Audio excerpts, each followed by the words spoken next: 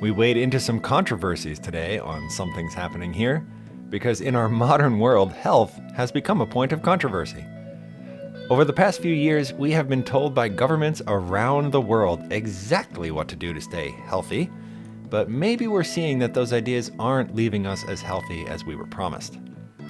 What if the answer to better health has been right in front of us the whole time? We're about to find out. Welcome to Something's Happening Here. I'm Steve Hicks.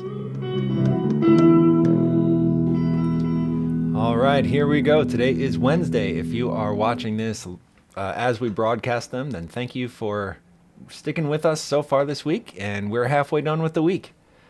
So, happy Hump Day to you. Nothing like a little controversy on Hump Day, right? All right, I need to start our show with a disclaimer, a preface of sorts, because we are broadcasting on some sensitive platforms, and health and how to be healthy, these are all controversial topics. Even on Facebook, when you run an ad that is related to health, you have to disclose that it's one of these special categories, right? Because Facebook is really, really sensitive to all things health. So, my disclaimer is that nothing that we are talking about today are my medical prescription for you, okay? All I'm doing is we're going to be looking at some studies and some articles. I'll share a little bit of my own testimony, and then if you like anything that you're hearing and you want to incorporate it into your personal life, go talk to your doctor about it, okay? That is my official position. I am not a doctor. Go talk to your doctor before you do anything that I am suggesting today. Okay, we're clear? All right, good. Now that we've gotten that straightened out, let's begin almost, 2.5 years ago now. If we go back in time, maybe you remember 2.5 years ago, it's late 2020. The country's on fire. The country's locked down. The country has just experienced a tumultuous election that would not resolve for several more months. It seems like a million years ago, doesn't it? And yet it was really just less than 3 years ago.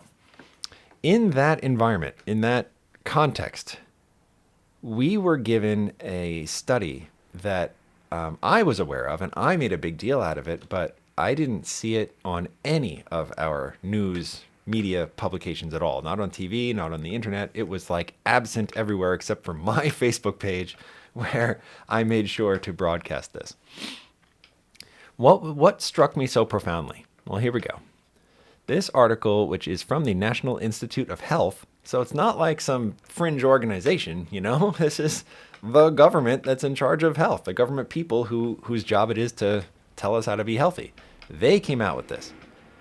And let's see, it says it was published online November 19 of 2020, so really just a couple weeks after that tumultuous election. The headline of the article says, "Analysis of vitamin D level among asymptomatic and critically ill COVID-19 patients and its correlation with inflammatory markers." And it's long.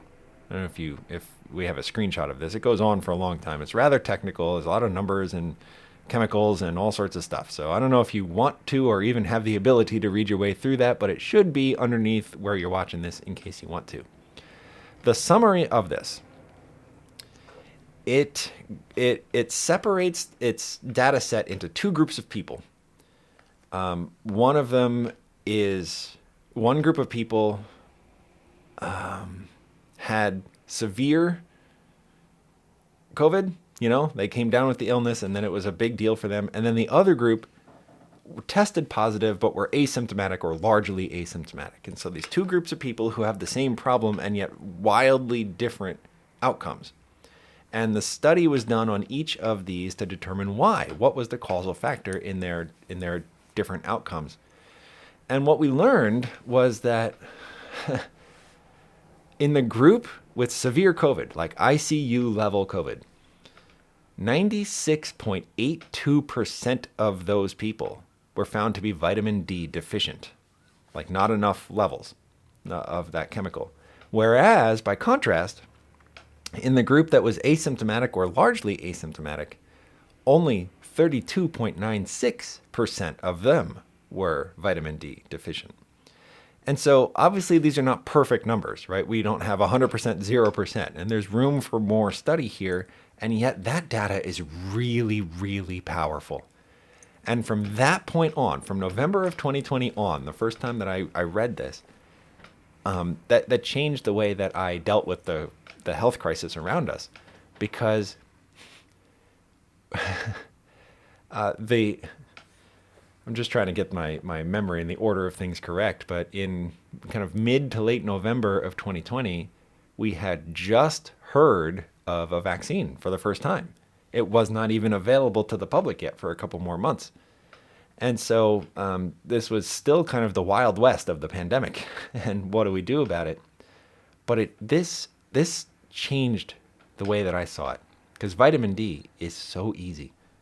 You don't even have to go to the store to buy it. You can go outside and the sun will generate it in your body just by receiving sunlight on your skin. Almost like God knew how important this chemical was, where he built our bodies in such a way to generate it out of nothing just because of sunlight. Well, so I said, all right. And it turns out even at that time, I was and still am prescribed a very high dosage of vitamin D.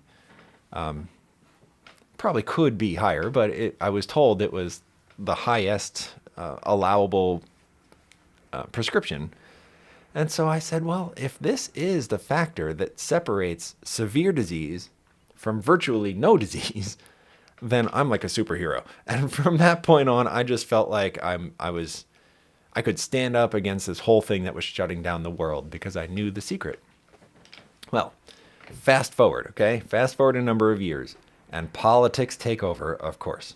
So the National Institute of Health, the same exact organization, which in November of 2020 said, hey, vitamin D is the distinguishing factor between severe and asymptomatic. That same exact organization said on October 25th of 2022, so just a few months ago, does vitamin D supplementation reduce COVID-19 severity? A systematic review. So it's like they're questioning their own position at this point. The background. The evidence regarding the efficacy of vitamin D supplementation in reducing severity of COVID-19 is still insufficient. Why? 2 years prior, you had already told us what the results were. Why is it suddenly still insufficient? This is partially due to the lack of primary, robust, trial-based data and heterogeneous study designs. Okay, in other words, what they're saying is, we know this is true, but we haven't gone through the motions of actually proving it in the kind of established way. And so we need to still kind of set up the trials and set up all this data points to kind of lay it out in the way that we have determined to be acceptable before we're allowed to say that this is the truth, right? But again, 2 years prior, they had already told us that this was a causal factor that would separate severe illness from virtually no illness. So if you want to see how politics can mess up the data and why everything is so confusing right now, here is a different article published that exact same day, October 25th of 2022. This is by the JAMA Network. JAMA Network. I don't know what this is. But their headline is, Vitamin D supplements don't reduce COVID-19 risk. Well, that escalated quickly, didn't it? We went from this will keep you out of the ICU to maybe we're not sure yet to this does not have any efficacy. It's all politics, no science. Or maybe it's the science, right? The way we have redefined science these past few years. But it's all politics. Because the last one I'll share with you today, this comes from contagionlive.com. This one is dated December 6th of 2022, so just like almost 2 months ago, or about 2 months ago. And this is the most current of all of the articles we're looking at. This one says vitamin D supplementation appears to offer protective benefits against COVID-19. Does this remind you of the egg controversy? When I was growing up, eggs were good for you, then they were bad for you, then they were good for you, then they were bad for you, then they were good for you, then they were bad for you. And I don't know. I don't even know where we've landed now. This is the same thing. Oh, vitamin D, it's effective. It's not effective. It's effective. It might be effective. We're not sure. Well, the most recent data seems to suggest it is, in fact, what we thought 2.5 years ago. So, all of this is to say, what if this solution was right in front of us the whole time? I'll wait. Are you processing that thought? What if you were aware of this in March of 2020? Would that have changed how you reacted to what was going on? Would that have changed how you kind of armed yourself against the virus? It did for me. I mean, I was never particularly afraid of the virus. I'm young enough that I'm not really in a high risk category. My health is good enough. The closest thing I had to being high risk was the treatments that I'm on for MS, which I shared yesterday. It makes me immunodeficient technically. But I was never terribly, terribly afraid of it. And then especially when I learned about the vitamin D thing, I said, well, this is it. I mean, this is it. This is what God did for us to give us that natural protection. We don't even need anything artificial, right? We just need the thing that God built right into our DNA to go outside in the sun and metabolize this amazing chemical. So, of course, God's answer is the best answer. Of course, God's answer is always the best answer. It's never not the best answer. And that brings us all the way back to Monday, right? When we are in a place of illness, then having that kind of spiritual mindset, or according to the article we read, that spiritual community, actually does have positive benefits on your recovery. And so, sure, if I'm hearing medical data and I realize, oh, this medical data really just supports the thing I knew about God all along, well, that's like the magic bullet, you know? When you have divine principles supported by actual science, how can you go wrong there, you know? So I just want to ask that question again. Would the last 3 years of your life have been different? Not only with this knowledge, but with that broad belief that God already gave you everything you need to stay healthy, to be healthy, to get healthy again if you fall into illness. Would you have made better or different choices about how you spend your time, what you put in your body, to whom you listen? All of that, I imagine, would have been different, if not for you individually, then probably for someone in your life and for most of us broadly. I think the world would be different today if all of us were more spiritually minded in this regard. And so, all right, thank you. We have 2 more shows left on this topic of health, and I pray that you come back because we're going to put some of these ideas together tomorrow.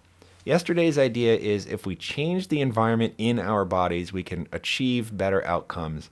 Today, we're seeing one of those ways. If we change this particular chemical level inside of our bodies, it will have this particular effect.